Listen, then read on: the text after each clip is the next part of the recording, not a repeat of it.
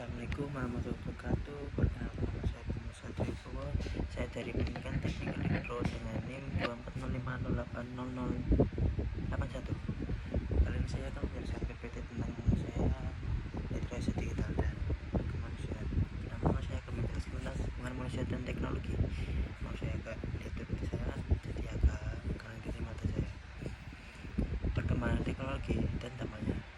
Hubungan teknologi manusia itu ada dan negatif. Jadi perkembangan teknologi dan dampaknya. Revolusi industri pertama, teknologi menjadi pendorong utama perubahan sosial dan ekonomi. Meskipun mesin uap listrik dan teknologi informasi sebagainya. Terus misalnya dalam bidang kesehatan nih, teknologi telah memungkinkan diagnosis dan perawatan yang lebih tepatnya akurat.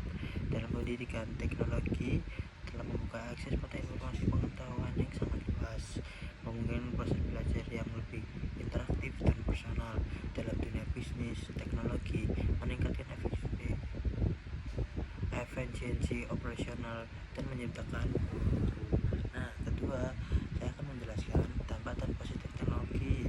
Untuk dampak pertama yang positif itu meningkatkan kualitas hidup, seperti teknologi mesin medis yang canggih seperti MRI, terus robot bedah memungkinkan diagnosis dan perawatan yang lebih tepat dan akurat.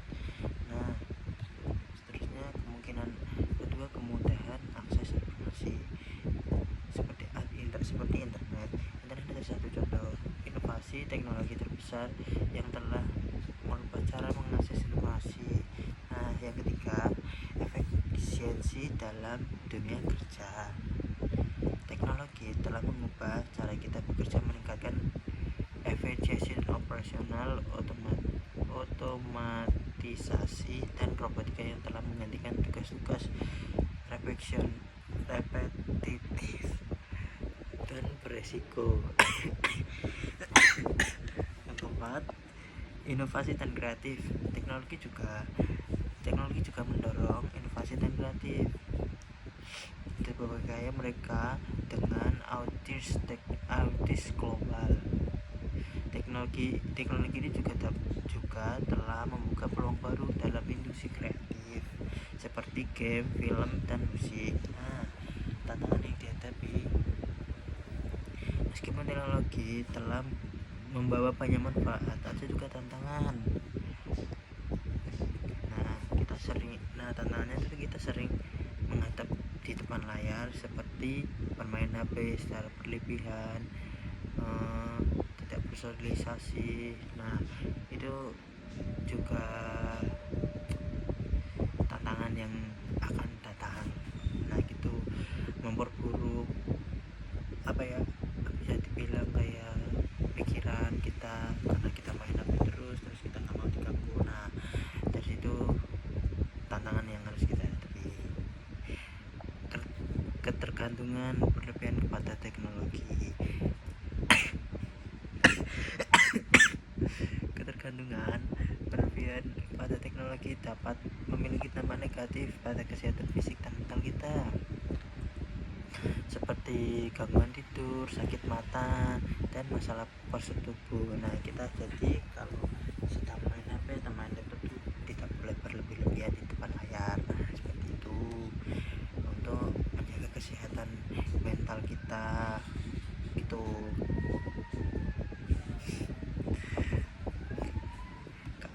Terus bentar ya.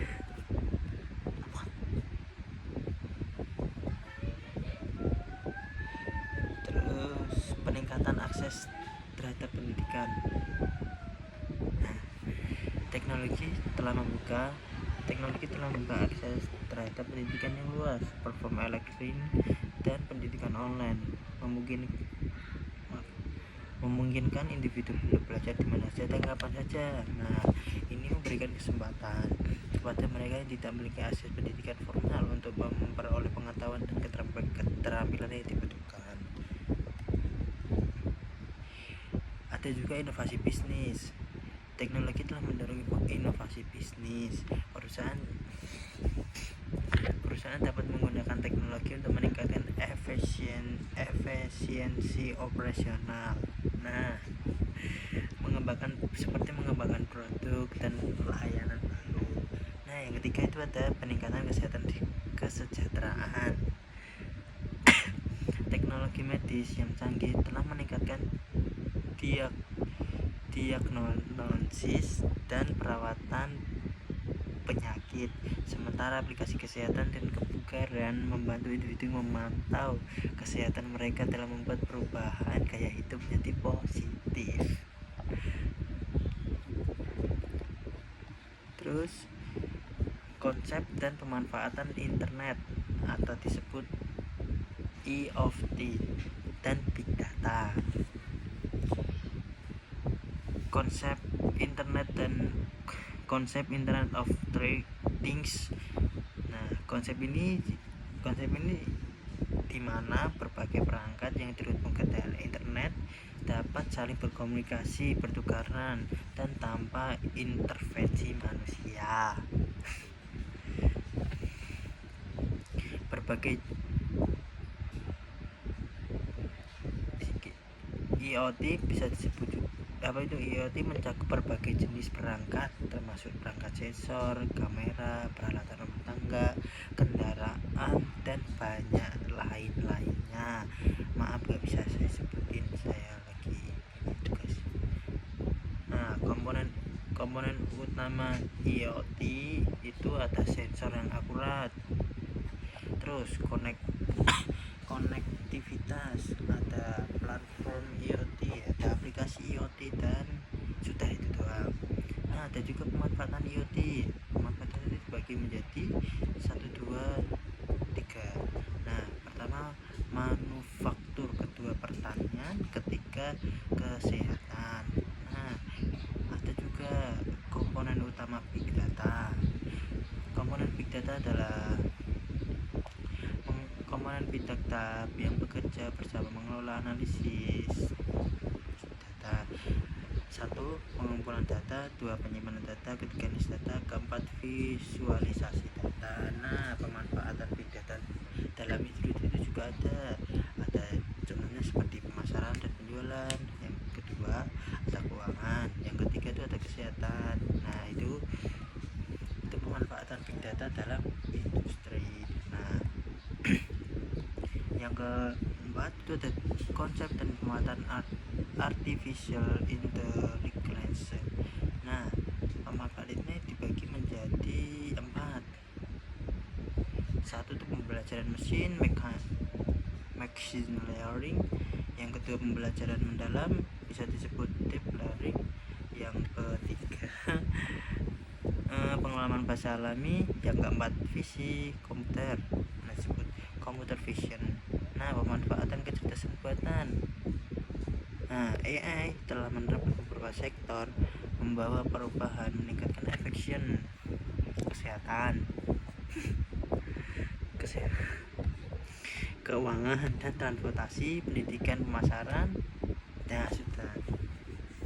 Tantangan dalam implementasi kecerdasan buatan itu ada 3. Keamanan dan privasi. Contohnya, penggunaan AI perlu mengumpulkan data dalam jumlah yang sangat besar karena risikonya tinggi, karena kalau privasi kita kesebar, nah kita takut nanti kita sebagai orang biar nggak sebar. Kesenjangan dan keterampilan. AI juga perlu tenaga untuk keterampilan teknisi, dan banyak lain lah. Etika dan bias. Algoritma mengandung bias dari mengandung. Keempat, konsep dan pembahasan ekonom itu manfaat ada 3. Business to customer. Yang kedua business, yang keempat customer to customer, yang kelima customer to business. Jadi itu ada 4 manfaat.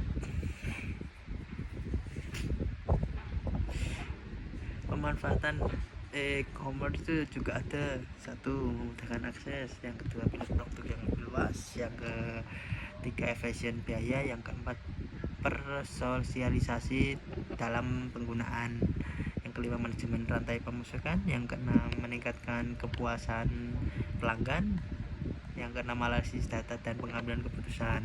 Nah, tantangan dalam e-commerce itu juga ada, bisa dibagi menjadi bisa dibagi menjadi 4. Yang pertama keamanan privasi, yang kedua persaingan yang sangat ketat karena ya gitulah, yang ketiga kepuasan pelanggan, yang keempat logistik dan pengiriman.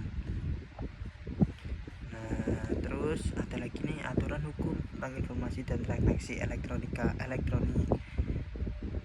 Pasal 1, definisi informasi dan transaksi elektronika. Menurut pasal 1 UU ITE, informasi elektronika dalam satu atau sekumpulan data elektronika termasuk, tetapi terbatasan pada sesuai. Nah, yang ada lagi nih pasal 5, pengakuan informasi dan dokumentasi elektronik sebagai alat bakti hukum. Ada juga pasal 11 tentang tanda tangan elektronik. Ada pasal 13 penyelenggaraan sertifikat elektronik. Ada pasal 15 tentang penyelenggaraan sistem elektronik. Nah, penerapan UUD dalam kehidupan sehari-hari itu juga loh. Keamanan data dan privasi 1. Dan ini cerita sendiri ya, malas itu pembarang kayak ya. Yang kedua nih, banyak teman-teman saya, kita tidak boleh menyebar hoax. Pemberantasan hoax itu ada undang-undang dasarnya 1945. Yang ketiga transaksi elektronik. Nah, itu sekian dari presentasi saya. Referensinya banyak lumayan. Wassalamualaikum warahmatullahi wabarakatuh. Saya Muhammad Sadri Muhammad mengundurkan diri. Tugas saya selesai. Alhamdulillah, saya akan UAS bulan depan.